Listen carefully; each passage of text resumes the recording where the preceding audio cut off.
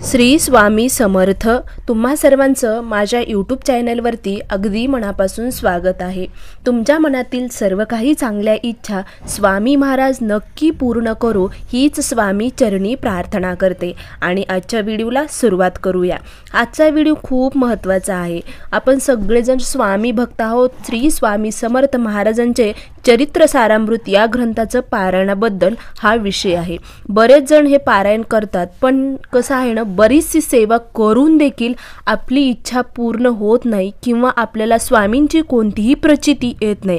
आता प्रत्येक भक्ताला वाटत असते, आपल्या स्वामी भक्ताला प्रत्येकाला वाटतं की मी स्वामींची एवढी सेवा करते, नित्य सेवा करते, स्वामी चरित्र सारामृत ग्रंथाचे 21-108 पारायण देखील मी केले, तरी पण माझी इच्छा पूर्ण झाली नाही किंवा मला एकही स्वामी महाराजांनी प्रचिती दिली नाही किंवा स्वामींना माझी सेवा आवडली नसेल का, माझी सेवा स्वामीपर्यंत पोहोचली नसेल का, अशा बऱ्याचशा प्रश्न म्हणजे त्या व्यक्तीला स्वामी महाराजाच्या भक्ताला पडत असतात।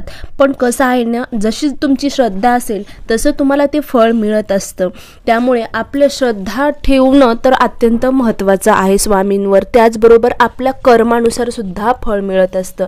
पण कर्म आणि फळ याबरोबरच आपण काही नियमसुद्धा पाळले पाहिजेत। ज्यावेळेस आपण श्री स्वामी चरित्र सारामृत या ग्रंथाचं पारायण करत असताल तुम्ही, तर काही छोट्या छोट्या गोष्टी आहेत की तुम्ही नित्य नियमाने पाळल्या पाहिजेत। ज्यावेळेस तुम्ही 21 किंवा 108 पारायण करत असताल किंवा 11 जरी पारायण करत असताल स्वामी चरित्र सारामृताचे, तर तुम्हाला ह्या चुका अजिबात करायच्या नाहीत।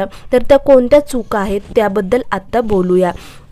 चला तर मग व्हिडिओला सुरुवात करते। तर त्या अगोदर बघू, सेवा करताना आपल्याला, आता तुम्ही जर नित्य नियमाने 108 दिवसाचं पारायण जर करत असतील, म्हणजे कसं बघा, 1 ते 21 अध्याय नित्य नियमाने दररोज एकदा बसलं की वाचत असाल, तर तसं जर तुमचं 108 दिवसाचं पारायण असेल, तर ते पारायण संकल्पयुक्त असेल, तर तुम्हाला नियम अटी पाळणं सुद्धा गरजेचं असतं। ज्यावेळेस तुम्ही आता छोट्या गोष्टी म्हणलं, तर तुम्ही नित्यसेवा आहे, नित्यसेवा तुमचं थोडंसं काम आवरले नाही, माझी सकाळची सेवा राहिली 3 तर तुम्ही संध्याकाळी सुद्धा वाचू शकतात, जर तुम्हाला काहीतरी कामाभावी नाही सकाळी झालं। पण तुम्ही जेव्हा संकल्प करून जर पारायण करत असेल, तर तुम्हाला टाइम फिक्स असणं अत्यंत महत्त्वाचं आहे। पण तुम्हाला सेवा कधीही सकाळी करायची असते, पण एखाद्या वेळेस तुम्हाला खरंच वेळ मिळत नाही आणि तुम्ही संकल्प केला की नाही स्वामी महाराज, मला माझी इच्छा पूर्ण होऊ द्या, मी करण। आता स्वामी महाराजांना कसं आहे ना, तुम्ही जेवढं श्रद्धेने विश्वास ठेवून तुम्ही स्वामी महाराजांची सेवा कराल, त्यानुसार तुम्हाला त्यांना फळ देणं सुद्धा महत्त्वाचं असतं आणि स्वामी महाराज खरंच त्याचं फळ सुद्धा आपल्याला देत असतात। पण आपल्याला पारायण करताना, स्वामी चरित्र सारामृत या ग्रंथाचं पारायण करताना आपल्याला हे नियम पाळणं अत्यंत गरजेचं आहे। म्हणजे ह्या चुका अजिबात करू नका। तर पहिली चूक म्हणजे ज्यावेळेस तुम्ही पारायणाला सुरुवात कराल, तर त्यावेळेस तुम्ही संकल्प वगैरे केलेला असतो, तर डायरेक्टली लगेच पुस्तक वाचायला, ग्रंथ वाचायला सुरुवात करायची नसते। सर्वात प्रथम स्वामी समर्थ महाराजांना नमस्कार करून, ग्रंथाला नमस्कार करून, त्यानंतर स्वामी स्तवन घ्यायचं असतं। स्वामी स्तवन हे खूप महत्त्वाचं आहे। त्यामुळे आपल्याला सुरुवातीला कोणतीही तुम्ही सेवा करा, हो का, कोणतीही नित्यसेवा सुद्धा करत असाल, तर डायरेक्टली तुम्ही लगेच 3 अध्याय जपमाळ असं करत जाऊ नका। स्वामी स्तवन नक्की घ्या, खूप प्रभावीशाली आहे ते स्वामी स्तवन। तर ते स्वामी स्तवन घ्यायचं आहे, 1 माळ जप घ्यायचा आहे, 11 माळी घेतल्या तरी चालेल, पण ज्यांना शक्य होत नाही त्यांनी 1 माळ जप करायचा आहे। ज्यांना शक्य होते त्यांनी 3 माळी जप करा किंवा 1 माळ जप करू शकतात। त्यानंतर दुसरी चूक म्हणलं तर काय, तर हो का, हे पारायण जर तुम्ही संकल्पयुक्त करत असाल, तुम्ही कोणत्याही कार्यासाठी, कोणत्याही घरातल्या अडचणीसाठी जरी पारायण करत असाल किंवा मनातली एखादी इच्छा असेल, मुलं ऐकत नसतील, सगळ्या अडचणीवर उपाय एकमेव म्हणजे कोणता असेल, तर स्वामी चरित्र सारामृत ग्रंथ, जेवढ्या काही तुमच्या आयुष्यात म्हणजे अडचणी येतील त्या दूर करण्यासाठी हा ग्रंथ खूप खूप पवित्र आहे।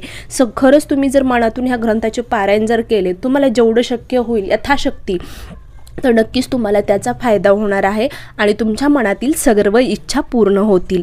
तर दुसरी काय, तर तुम्ही ज्यावेळेस हे पारायण करताल ना, तर त्यावेळेस मांसाहार वर्ज्य आहे। अजिबातही मांसाहार तुम्हाला करायचा नाही, म्हणजे अजिबात मांसाहार करायचा नाही। आता बऱ्याच ताईंना प्रश्न असेल की ताई, मी पारायण करणार आहे, माझी इच्छा आहे, पण आमच्या घरातले ऐकत नाहीत, मांसाहार करतात, तर हो का ताई, तुम्हाला पारायण करण्याची इच्छा आहे, जर तुम्ही आता तुमच्या घरामध्ये जर मांसाहार करत असतील तर तुम्ही स्वतः करायचा नाही, त्यांना करू द्या, कारण स्वामी महाराज त्यांना सद्बुद्धी द्या असं स्वामी महाराजांना प्रार्थना करा तुम्ही, की स्वामी महाराज यांना पण सद्बुद्धी द्या असं म्हणा, आणि नक्की स्वामी महाराज त्यांना सद्बुद्धी देतील. पण तुम्ही करू नका. त्याचबरोबर ज्या दिवशी त्यांनी मांसाहार केलेला आहे त्या दिवशी तुम्हाला दुसऱ्या दिवशी, आता गुरुवारी तर आपल्याला शक्यतो गुरुवारी तर घरात करूच द्यायचं नाही मांसाहार कोणाला, हा नियम तर सर्वात महत्त्वाचा आहे. घरातल्या कोणत्याच व्यक्तीनं मांसाहार गुरुवारी करायचा नाही.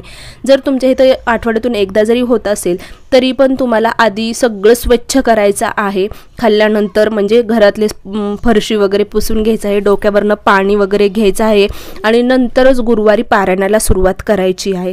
जरी म्हणजे आता संध्याकाळी जरी खाल्लं तर पण तुम्हाला दुसऱ्या दिवशी पूजा करायची आहे, तर सकाळी उठून सगळं स्वच्छ करायचं आहे आणि नंतर पारायणाला सुरुवात करायची आहे.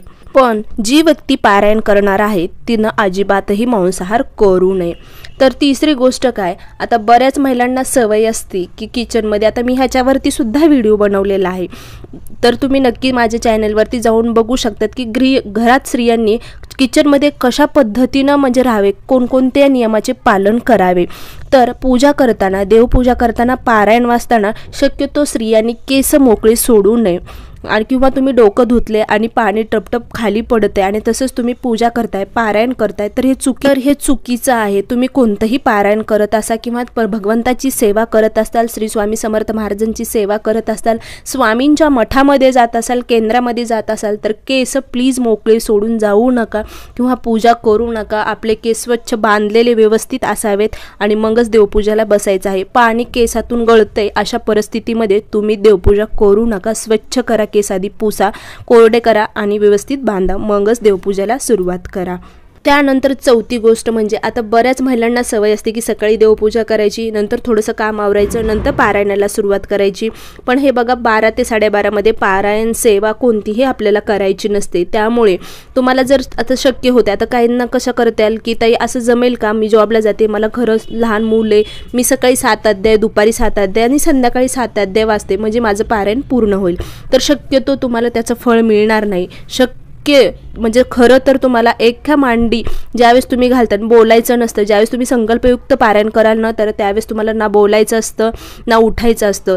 एकदा बसलं ना पारायणाला की 1 ते 21 अध्याय पूर्ण होईपर्यंत तुम्ही फक्त श्री स्वामी समर्थ महाराज आणि तुम्ही आणि तुमचा ग्रंथ एवढंच, बाकी सगळं विसरून जायचं असते तेवढ्या वाचेपर्यंत. तर असं पारायण केलं तरच तुम्हाला त्याचं फळसुद्धा प्राप्त होत असतं. ज्यावेळेस तुम्ही संकल्पयुक्त पारायण कराल ना, तर 1 ते 21 अध्याय वाचेपर्यंत अजिबात उठू नका.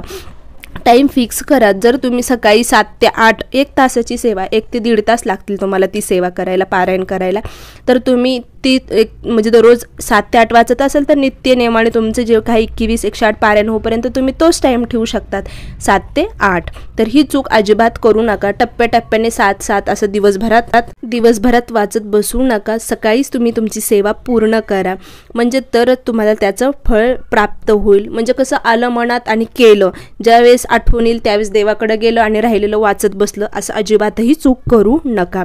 त्यानंतरची गोष्ट म्हणलं, 5वी गोष्ट आहे, खूप महत्त्वाची आहे. बऱ्याच जणांना आता पारायण चालू केलं, काही अडचण आली, कोणाचं लग्न आलं, तर दुसऱ्या गावी गेलात तर तिथं जर काही पुस्तक वगैरे असेल आपलं स्वामी चरित्राचं, तिथं पूजा मांडू का, तिथं करू का, म्हणजे माझा हा गुरुवार किंवा माझा आजचा दिवसाचं म्हणजे गृहीत धरला जाईल, माझं म्हणजे दुसरा म्हणजे पारायण होईल. तर अजिबात अशी चूक करू नका. तुम्ही पारायण करताय ना, तर तुमच्या घरीच करा.